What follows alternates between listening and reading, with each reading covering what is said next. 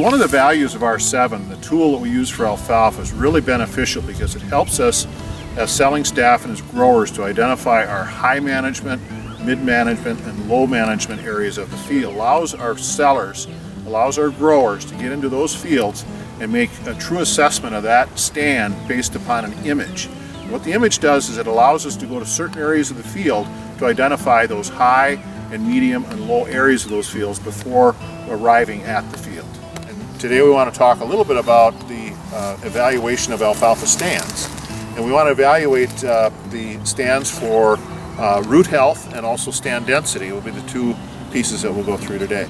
So the first thing we want to think about is that what's the alfalfa stand look like at this point in time. So one of the things we can do is actually take a spade and actually dig the crowns. You do have to spend a little bit of effort to get these out of the ground, but once you pull these out of the soil, you're going to want to split the soil away from the crowns, and we're going to evaluate the health of the root.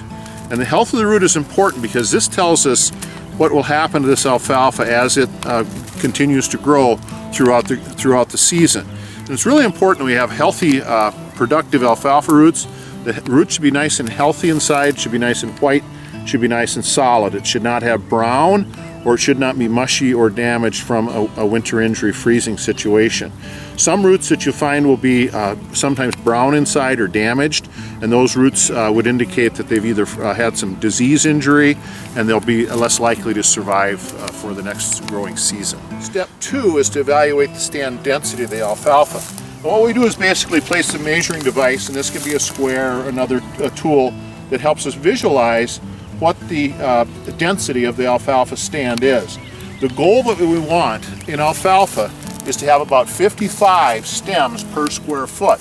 Now what I'm calling a stem is basically the individuals that we see here. These would be considered our alfalfa stems. So we want 55 of these to be inside of that ring or inside of our square to reach maximum alfalfa yield.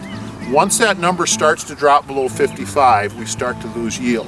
And the general range is once you get to about 40 stems, those stands would need to come out of production. And what we found today here on the Stotts farm is that we have a field that has really good areas where we have high plant density and we have a lot of yield potential. We have a medium zone which has medium yield potential, of course, and then we have a low zone which has a lot of damage from both heaving and stand loss. Stand density is much lower and the yield potential is a lot less. My favorite thing about being the alfalfa agronomist is being able to work with salespeople and customers and talk about our great alfalfa products.